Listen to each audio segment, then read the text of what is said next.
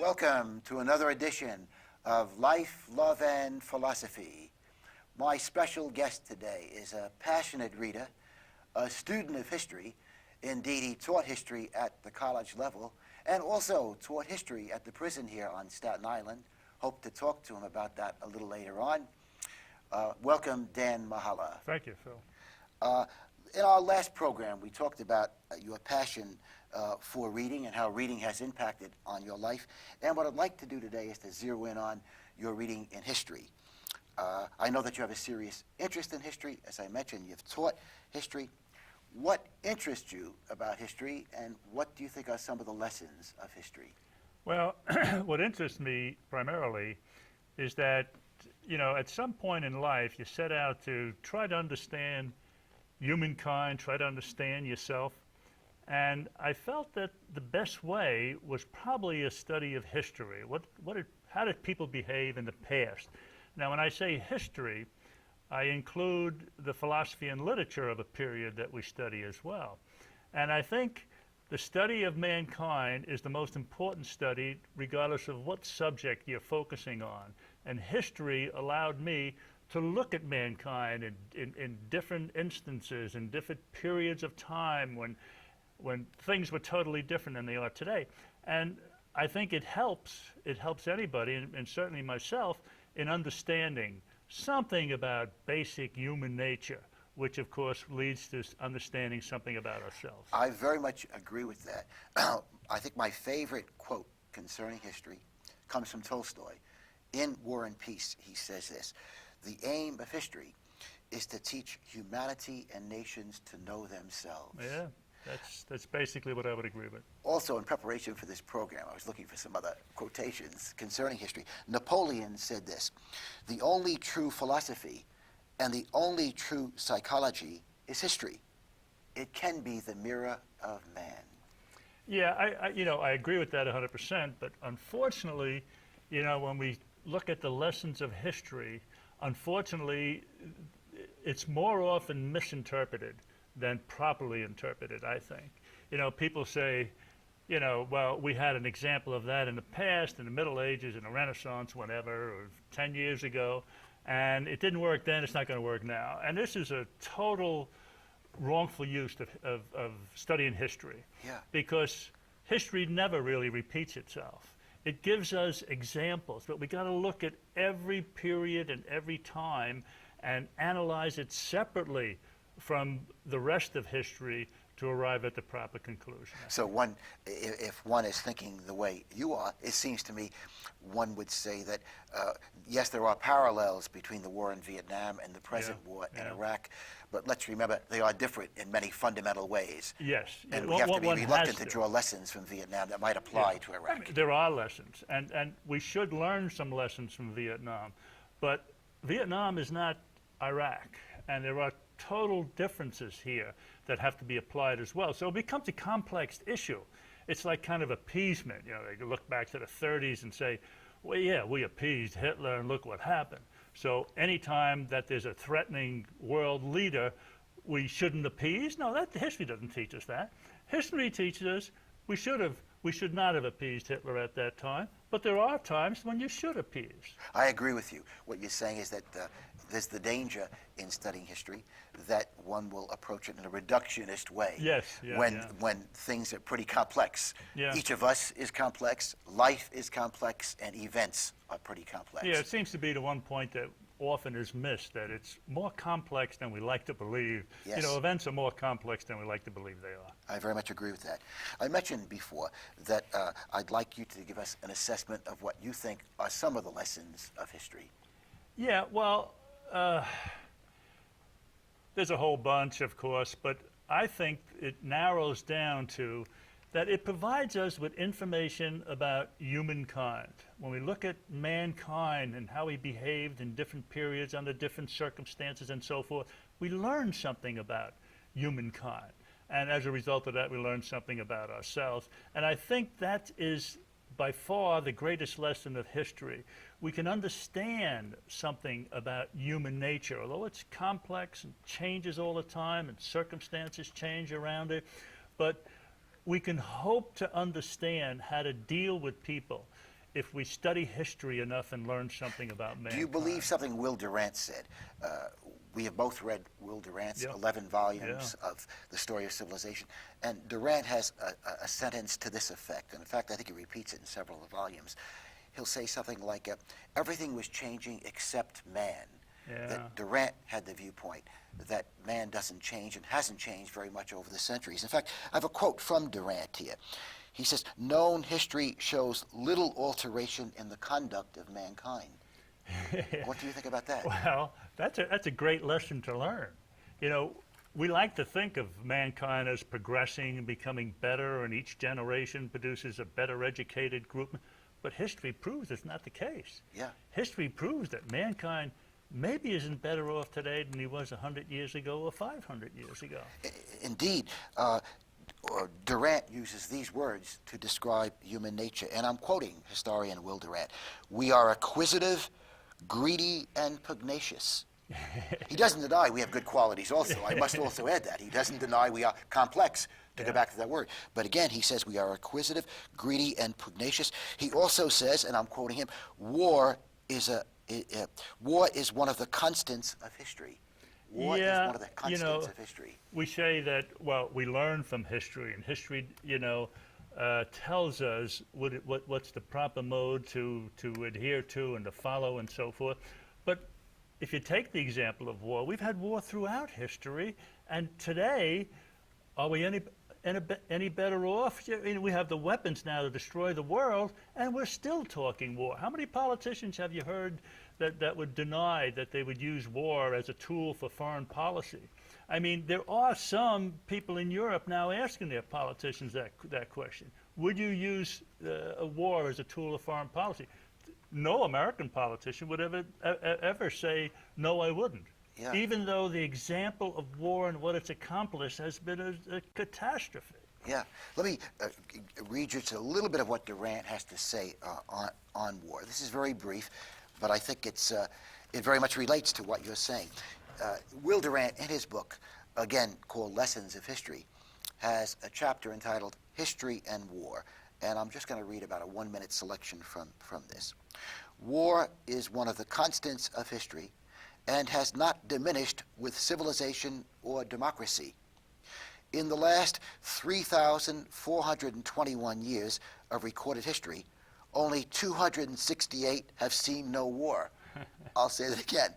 In the last 3,421 years of recorded history, only 268 have seen no war. So we don't seem to have learned the lesson of history, have we? No.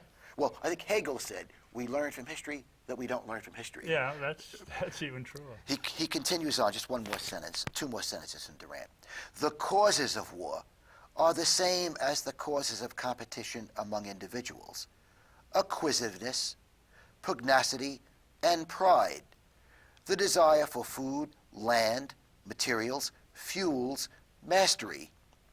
The state has our instincts without our restraints. That's a pretty powerful statement. Yeah. The state has our instincts without our restraints. I mean, what might restrain myself or you from doing wrong is we don't want to go to jail.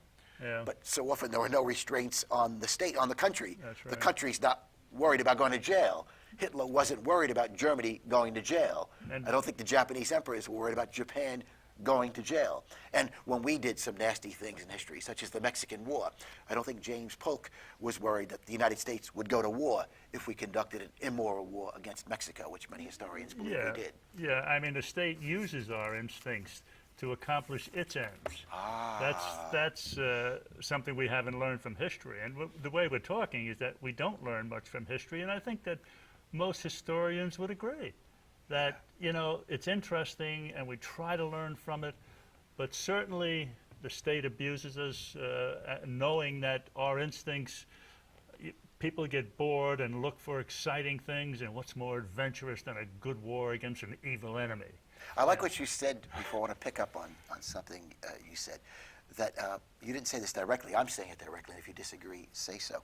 That politicians, perhaps, many of them, at least the very canny ones, have learned from history in that they've learned how to manipulate people. Oh, yeah. And that politicians, not just in America, but all over the world, Yeah, there's no politicians question. can use history, if they've studied it, to manipulate people. Yeah, there's no question about it. They know what buttons to press to get people excited about an issue. And, you know, I'm not saying the Iraqi war is for oil, but if the oil companies probe the politicians a little bit, and yeah, we could go in there and take over that oil supply. That's misleading to say that, but that's just an example that could have happened.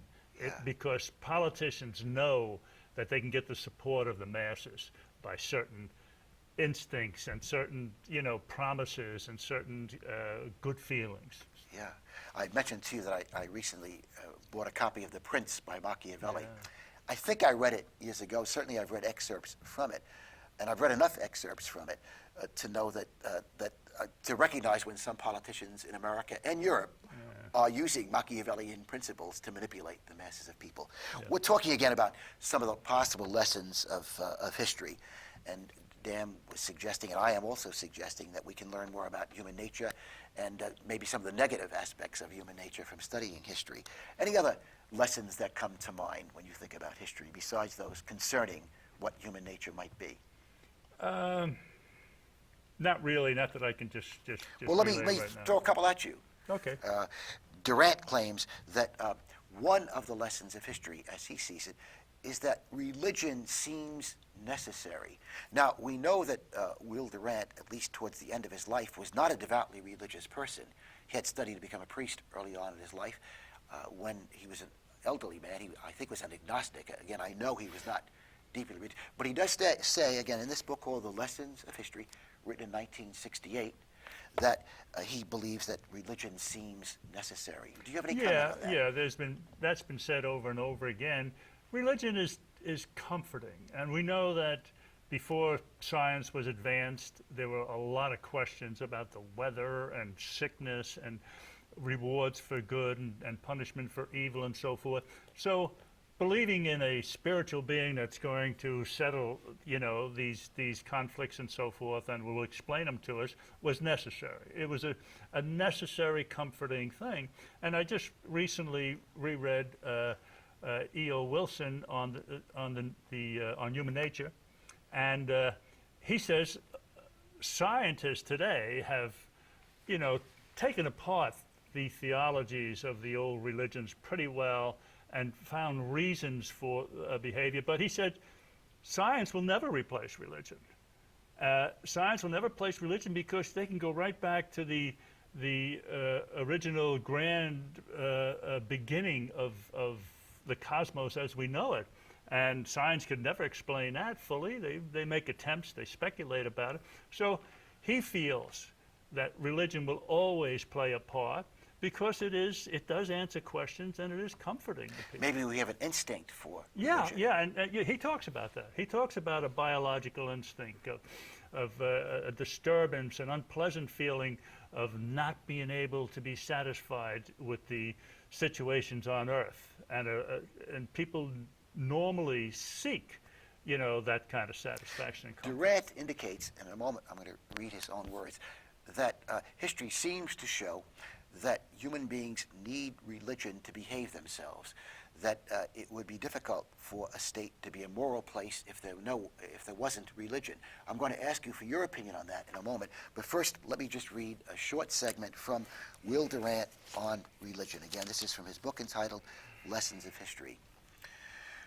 There is no significant example in history before our time of a society successfully maintaining moral life without the aid of religion. France, the United States, and some other nations have divorced their governments from all churches, but they have had the help of religion in keeping social order. Only a few communist states, again this book was written in 1968, only a few communist states have not merely disassociated themselves from religion, but have repudiated its aid. And perhaps the apparent and provisional success of this experiment in Russia owes much to the temporary acceptance of communism as the religion, or as skeptics would say, the opium of the people. Communism replacing the church as the vendor of comfort and hope.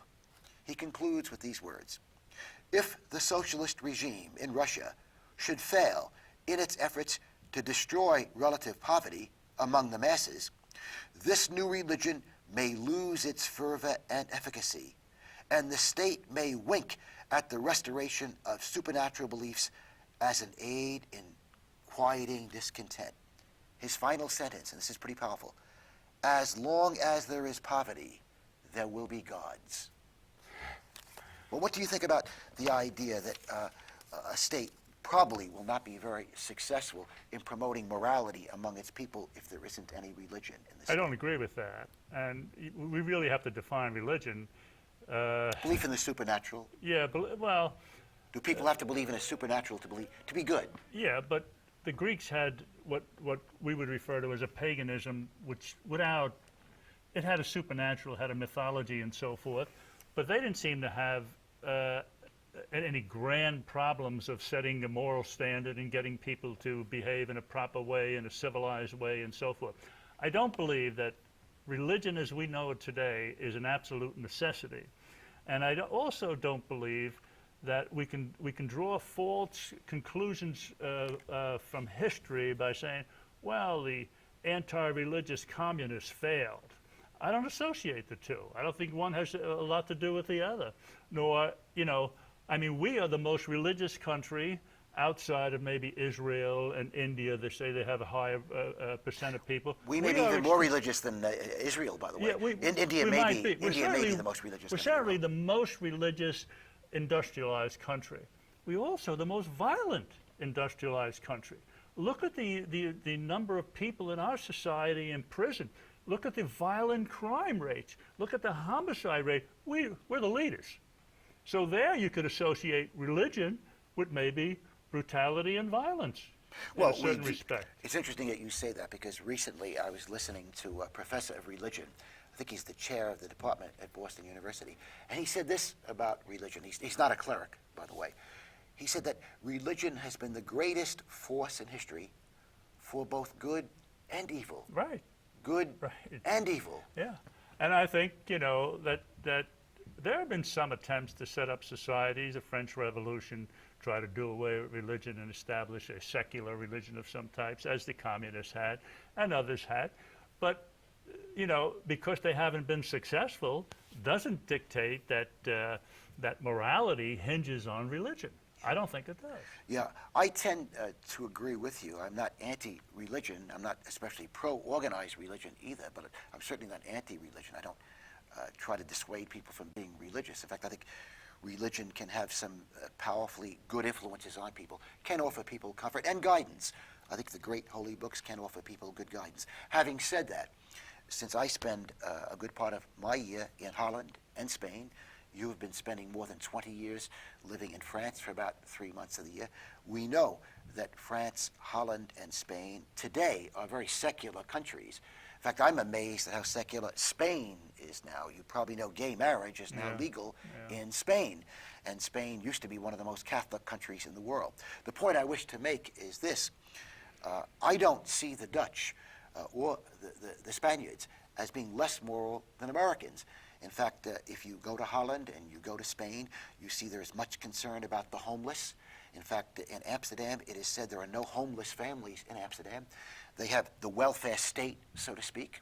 I think it's accurate to say that the poor people in Holland, the poor people in Spain, live at least as well, if not better, than poor people in America. I think some economists would argue better. That's open to disagreement. But again, I don't see any indication, and this is just my personal outlook. I haven't taken any surveys. I can't say that I've read a whole lot about this because I haven't.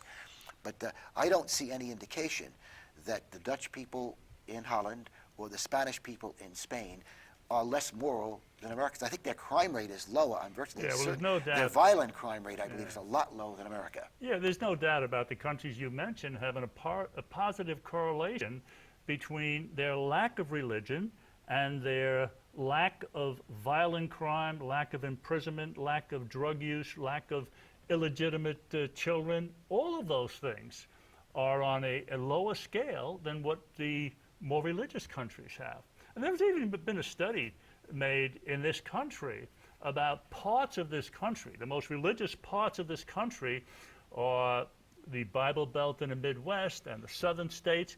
They have higher per capita crime rates than the least religious parts like New England and California and so forth. You know, to really answer this question, one of the things we would really have to know, and I don't think there's any way of knowing it, are American teachers more dedicated to teaching their students than teachers in Spain and Holland? Are they more concerned? Because they tend to be more religious in general. Yeah. Are American auto mechanics more honest than Dutch auto mechanics, Spanish auto mechanics, French auto mechanics? Are the advertisers in Holland and Spain, are they more willing to do duplicitous things in their advertising than American advertisers? Are lawyers in Holland and Spain less moral than lawyers in America? Well, it's something we can't prove, of course, but it's a good thing to think about. Are politicians in various countries Yes, let's go with that. more honest and sincere? Again, the statistics definitely will bear me out. Holland, Spain, France, less religious countries than America.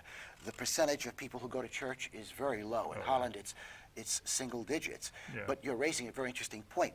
Are Dutch politicians and Spanish politicians and French politicians less moral than American politicians? Well, maybe we shouldn't Especially the ones who compare. talk about religion. Yeah, Especially American I was going to politicians say who maybe we talk shouldn't about compare religion. them to the present administration. That wouldn't Well- be fair. We'd have to go back to Jimmy Carter or others who had the high moral standards that we hope our politicians Yeah, have.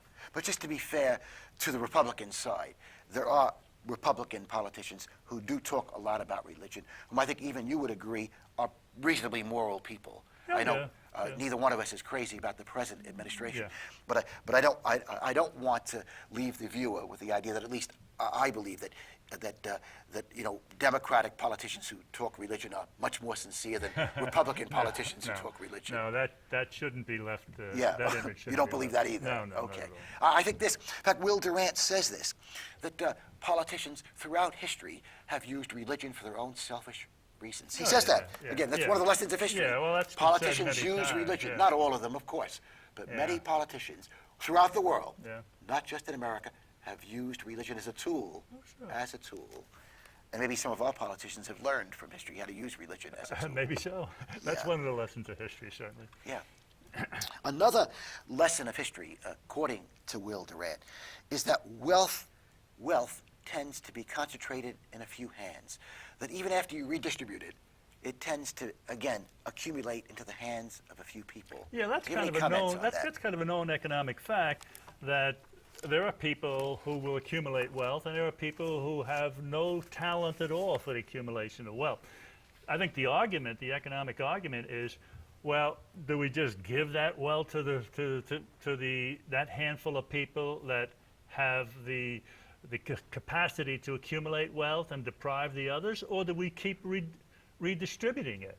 And I think tax-wise, we've decided to, well, the wealthy people are going to invest, and the benefits will trickle down, so we'll give it to the wealth. We'll give them tax breaks and so forth, and let the poor have that example that they can follow and dig in and do this.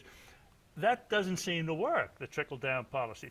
But I think that if we have a continuous redistribution of wealth, we generate more enthusiasm and aggression in the economy that enables people to grow out of the lower classes. Durant says one of the lessons of history is that if you allow the gap between the rich and the poor to become too great, society is inviting problems. Oh, yeah. Let me give you his own words. Again, this is from Will Durant's book, Lessons of History, from his chapter entitled Economics and History. It's just very brief. The French Revolution attempted a violent redistribution of wealth. in the countryside and massacres in the city.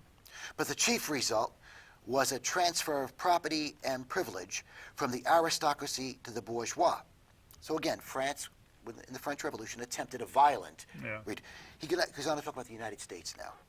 The government of the United States in 1933, from 1933 to 1952, Roosevelt, Truman, and 1960 to 65, the War on Poverty, accomplished a moderate and pacifying redistribution of wealth. He says this: perhaps someone had studied history. The upper classes in America cursed, complied, and resumed the concentration of wealth. Here's his concluding paragraph now, again on wealth and history. We conclude that the concentration of wealth is natural and inevitable, and is periodically alleviated by violent or peaceable partial redistribution. In this view, all economic history is the slow heartbeat of the social organism, a vast systole and diastole of concentrating wealth and compulsive recirculation. Yeah, very interesting article. I'll make it brief without too many figures. But Floyd Norris in the New York Times about a week ago, during the Eisenhower administration, the top rate was 91% on income tax, and it only applied to income above the adjusted for inflation $3 million. So a person earned more than $3 million, 91% of that. It was 75% at the adjusted for inflation rate if someone earned $750,000 today, and the income above that was 75%, was taxed at 75% rate. Now, how did the economy behave during the 50s? I mean, it was booming economy. We had a high tax rate on the rich, but that didn't stop the people from growing the economy at an extraordinary rate as it did in the 50s and 60s, more so than it does So you're today. saying we can redistribute wealth to a certain extent you can and do still it. have a prosperous economy. That's right, and still have it. We are running short on time. Oh, my I God. didn't get to some Didn't really get important. I was going to ask you what you think constitutes wisdom. I was also going to ask you, and will ask you in a future program, if you had the choice of spending an evening with anybody, past or present, including a fictional character, whom would you choose to spend it with? You will come back, I hope. Absolutely. And we'll definitely do another This is program on fun, this. yeah. Dan, thank you. Thank you. Finally, as usual, I would like to end with a quotation from Henry David Thoreau. In Walden, his masterpiece, Thoreau penned the following words: "To affect the quality of the day, that is the highest of arts."